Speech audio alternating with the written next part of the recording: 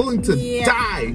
Forget about family, forget about friends. I'm willing to die in this ring because I love this business. But in reality, the business doesn't give you nothing back. Nothing back. That is a huge issue. What's up, my people? As you can see, it's your boy, the Wildkatjaytroy, and Sable. And we are back with another Dark Side of the Ring review. And in this one, we'll be discussing the Vachon Dark Side of the Ring. It's going down, baby! So if you're not ready, you better get ready, because here we go. Let's get it, man!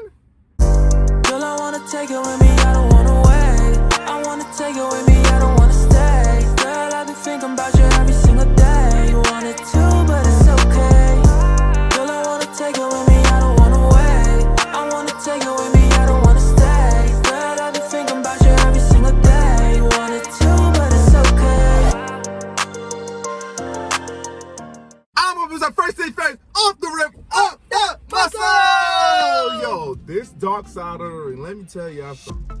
It was a lot to digest. It was really hard. Me, being an old school wrestling fan, now I can admit, okay, now there's certain wrestlers, there's certain people that I'm still learning myself. And that's the brilliance about Dark Side of the Ring, because you find out a lot about certain wrestlers that you knew of, that was popular, that was great, but you didn't, this is when you find out. Yeah. Just like her, you know, I was learning a lot in this one, but this was a whole lot that they unloaded in there with This was Vachon. very, very hard to digest. Like, this was a kind of a difficult one to watch. Now, we had to pause it for a minute. Yeah, there have been other Dark Side of the Rings that were kind of difficult and, you know, to watch. There's a lot of subject matter that was controversial or, you know, kind of tragic, but this is really one of those tragic stories. And it comes at a really important time, I think, because we were actually going to discuss women's wrestling in a later video. So this came out at a great time because it shows that this problem that's happening amongst the women in women's wrestling has been going on for a long time. Obviously, it's not just a today's problem. It's a problem that was going on way before, especially in the WWE. Around the time that she came in, she was just used as a manager. And around that time, you know, Medusa, who we're going to speak about in there because it's something that happened between those two, you know, Medusa and Vachon. But around that time, they only had like 5 people in the division. Yeah. It's kind of what we see on Monday Night Raw and SmackDown, you know? The roster was kind of like dry. It was a desert island for the women. But even though he just mentioned WWE, we're actually going to talk like beforehand, which was something that was very, very controversial that was going around on the internet. And that was the situation with Fabulous Moolah. So if you guys didn't know, the documentary talks about how Fabulous Moolah was kind of known for pimping out the women. Yeah. Basically pimping, bullying, setting them up to basically get raped, to get taken advantage of. And it's happened to Luna. Like, fortunately, she was able to get away, according to the documentary. But who knows what other stuff happened to her. The scariest thing is, like, when you see these situations, when you hear about these situations, when they document and stuff like that, it makes you also wonder what else happened that nobody else has documented. Because I feel like the things that they come out, this is not the only time. Yeah. This is the only time that people probably paid attention. Yeah. You know, but there's some stuff that Luna probably took to her grave. Yeah. There's some things that Fabulous Moolah took to her grave. Now, there's a whole controversial thing when it came out that Moolah was pimping women. I didn't know, you know? Yeah. And it's crazy, the stories that we found out, but it's crazy that we're still hearing about this stuff. Yeah. Now, we heard a lot about Fabulous Moolah when the reports came out and multiple women's wrestlers and all the people knew about Fabulous Moolah. It's crazy that you're still learning stuff now. Yeah, they said that when she would walk in, that the girls would start shaking, like would be very nervous, as if like she was their pimp, you know? But I think like the fact that this was happening from a woman, like that just adds an extra layer of like, man, like you're just really just not protected in this business. And they said that like they kind of warned Luna about what the business was about, but she loved it so much that she still wanted to go into it, that she still wanted to be a wrestler. And I applaud that. You know, I feel as if like that's something that should be honored and respected. You know, people who are willing to face really hard situations in this business, like it's not fair what women have to go through to succeed in this business. And this documentary really showed that. And I think this is kind of what led to her, well, at least it's what the documentary was saying, that this is kind of what led to her really starting to abuse drugs. You know, I think they said at one point that she was taking 100 pills a day. Like, yeah, when she first got in, and then like that's when she was really breaking into the Luna Vachon character. She really was at that point. She was, I don't want to say living a gimmick, but it's just like she was Luna. Yeah. Penelope Paradise, you know, that was her wrestling name. That looked like one of her closest friends. Yeah. She just said like, you know, it'll be 1 second she'll be Gertrude 1 second, and then all nice and good. Then when she snaps into Luna, that's it. Right. She's Luna for the rest of the day. Yeah. You know. And you know, her family and the friends, they all suspected that Luna suffered from bipolar. That she was bipolar. And of course back then they didn't have the knowledge about mental illnesses like we have now, but just the fact that she was struggling with, you know, a mental illness as well as just the pressures of being a wrestler in general, and then having, you know, being taken advantage of in the ways that she was, it was like kind of like a mixture. It was a cocktail for disaster. Honestly, they really set her up. What I did not like about the story that we were hearing is that everybody knew that she was suffering from this. And even though I know her friends and her family were pretty much there for her, the business did absolutely nothing for her, because when she first joined, you know, WWF at the time, when she first joined WWF, you know, they put her in rehab and then they fired her. Yeah. While she was in rehab. And I'm just like, yeah, the business is dirty. As these documentaries come out, you find out more and more messed up stuff that goes on. You know, the politicking and all that stuff. And it's just a shame that, because as somebody, this is not just a regular woman that's just didn't really have the talents that, like, Luna had the character. Yeah. She was willing to get her hands dirty. Yeah. She was ready to go. She was ready to go in and fight dudes. She had the skills. She had the skills. She was believable. She was a believable psychopath. Like, she was literally the total package. Yeah. And it's just one of those situations where it's just like, you know, you come across these wrestlers that are willing to die in the ring. If this is my last moment, I am totally okay with it. Willing to die. Forget about family, forget about friends. I'm willing to die in this ring because I love this business. But in reality, the business doesn't give you nothing back. Nothing back. That is a huge issue. And then another thing, once again, talking about the kind of the sexism that goes along with this, is the fact that what we saw in our last Dark Side of the Ring, we saw that there were, you know, men who was on drugs. Like, they were just as drinking as much, on just as many drugs. Don't forget about drugging the women. Drugging the women. Drugging the women, just which casually. Wasn't talked about enough. RVD casually just said that. That they was drugging and raping women, which wasn't talked about enough. But that's beside the point. That's the difference. The point is that they were drinking and drinking, almost bringing down an entire plane, and basically walk away scot-free. Now, of course, some of them were let go, but with Luna, it was like there was absolutely no type of support for her. They let her go while she was in rehab. There was a point that it seemed like the little bit of women that was in there, you know, like Alundra Blaze, aka Medusa, she was the women's champion at the time, and she spoke about the division like not being big or whatever, and she loved Luna. She said their name wasn't even on the title. It wasn't even on the flyer. Yeah, and you could tell she really respected Luna. She see her skills and everything, and at that point she was just like, you know what, I'm dropped the title. Yeah. And like nobody, like, it was like, you know, we're just gonna go into business for ourselves. Basically. I'm dropping the title to you because you need this moment. I don't care if I get fired. I don't care, but there needs to be more eyes on you. There needs to be more eyes on women's wrestling. And I kind of respected that about Medusa, because it's just like, you know, she was the top person at the time. You could tell that they were not content with their position. Now, this was the first time she was around. This was the first time she was with WWF before Luna got let go the first time. But Luna, Medusa was willing to drop the belt to her because that's rightfully so. Like, Luna deserved more and more of a push.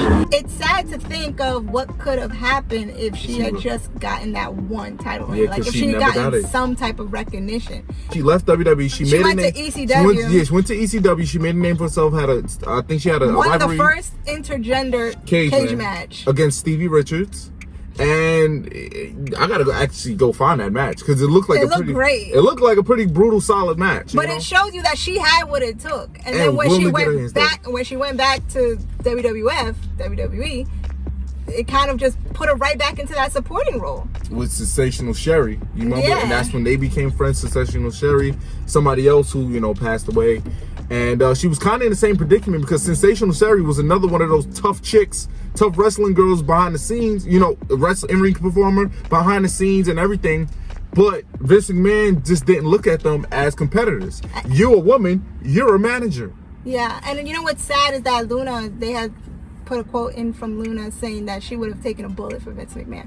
It's sad because these women are so dedicated to the product, and Vince seems to be like the open door for them. Like, they have such a dedication for Vince, and he just does not return it. It's like so sad. I can imagine being Luna. In the documentary, Vince tells Luna that if you put a bruise or a scratch on Sable during your match, you're gonna get fired. I can imagine, how would you feel hearing that? That is a lot of pressure. But not only are you the better wrestler, the more skilled wrestler, the veteran. Not only are you the more talented person in the ring, but you have to protect somebody who doesn't deserve the spot that she's being put in. I don't want to say like she didn't respect the business. I'm not gonna go that far and say that, but I just don't like that the things where people like those blondes, like those hot blondes, they think they can just come in and they get the push. And Sable's like, I don't gotta bump too crazy. I'm already gonna get the women's championship. That is very insulting. And it sucks because there's some people that even if they have a privilege, even if they have a leg up, they're still gonna give their all to the product. They're still going to give their all to the ring. Like, if I'm going to walk into a situation, know I'm going to win, I'm not going to just fall back and just be like, hey, I'll just be lazy and whatever happens. Like, there's some people who, even if they have that privilege, they're still going to earn it. They're going to show you why they're in that position. And Sable didn't do that. She basically made it clear that I'm just here to get the accolades, get the recognition. And the fact that Luna wasn't getting that recognition even after putting on a great match and making Sable look amazing, she didn't get no type of praise, no type of thank yous, no nothing. Yeah. Basically, you can see throughout the documentary how things are just piling on top of each other for her. It culminated, at the Royal Rumble 2000. I remember seeing Luna in the ring and not wanting to take the thing off and whatever, and that was it for her. Yeah, so that was it. For me, having no history, not knowing, I had heard of things like bra and panty matches and gravy matches, and I thought they were so demeaning and so disgusting.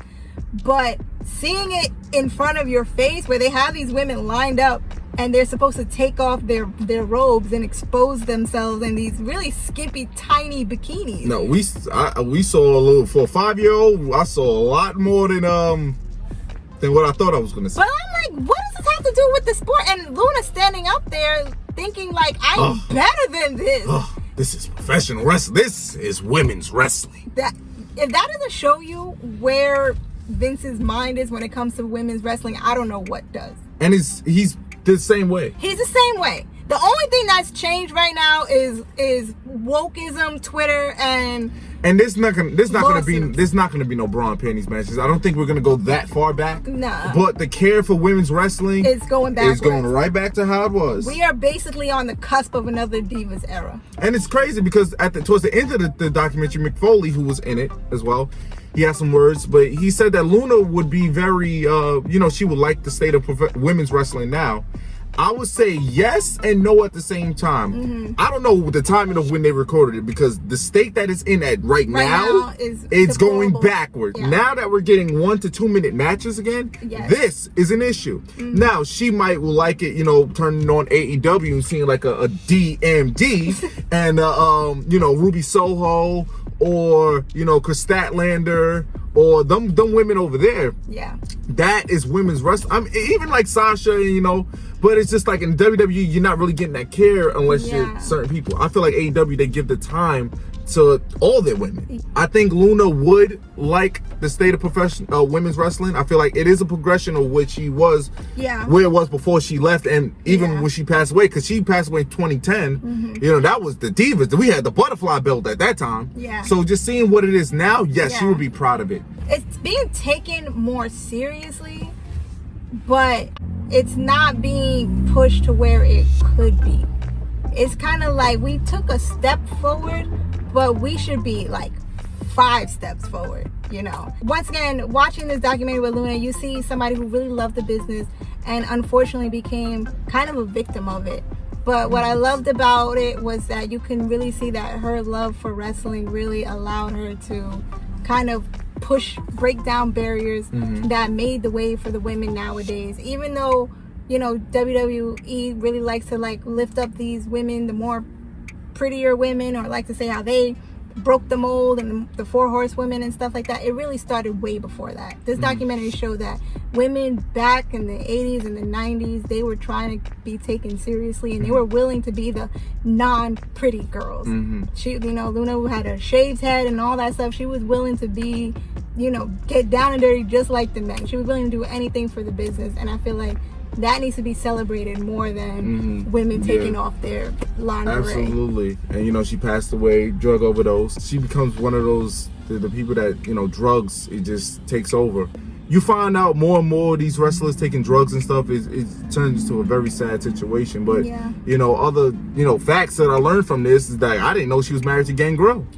I did not know that she was married to Gangrel. Gangrel, my boy, you know, that he seemed to really care about her. He really did. You can tell he really loved her. On the flip side, the sad part is like it seemed like because Luna was so dedicated to the business, her marriage suffered and her relationship with her kids suffered. Like her son Van Herd, who was in the documentary, you could tell like there was a really big disconnect between them. Like he talked about his mom as if she was just like kind of like a stranger. Like he knew her, but he was just like, you know, we basically just wasn't around each other, and that took a toll on Luna as well because she was chasing her dream, and her dream really wasn't fulfilling her. Her son was also on Hell's Kitchen. Something that I learned. I watched Hell's Kitchen his season. He was in the beginning seasons. And when he came on, I was like, that's Van. And then I didn't know that was her son. That's crazy. She produced one hell of an entertaining son, because if you watch Hell's Kitchen, it makes sense that he was intense on that show. He would have loved Van. You can tell, like, it makes a whole lot of sense. He got it from her. He was very intense, a whole lot of energy, fun-loving guy. It's kind of how they describe Luna. It was, if you watch Hell's Kitchen, I think it was like season 7 or season 8. One of them seasons, he was on it. And he also came back for another season. But you can tell, like, that's her son. She was she was a natural entertainer. And basically it flowed through her veins, I guess. I love these documentaries because it just makes me learn a lot more, and it makes you appreciate the people who are in the business. It makes you appreciate a lot. Like, people go online and trash talk and bash, you know, these wrestlers all day long and have no idea what they're going through behind the scenes. You know, at the end of the day, they're in the spotlight and they're putting their bodies on the line week after week after week. And for women like Luna, battling mental illness, battling sexual abuse, it's like just totally compounded. But I'm just so happy that her legacy is being, you know, talked about and, you know, pushing women forward. So wraps up another Dark Side of the Ring. Let us know if you want any more Dark Side of the Rings videos, you know, in the comments below. So if you like this video, hit it with a thumbs up, like, share, subscribe, show me and my big bae some love, and follow us on our social media. I'll be posted after this video, just so black. And until the next video, the Wildkatjaytroy.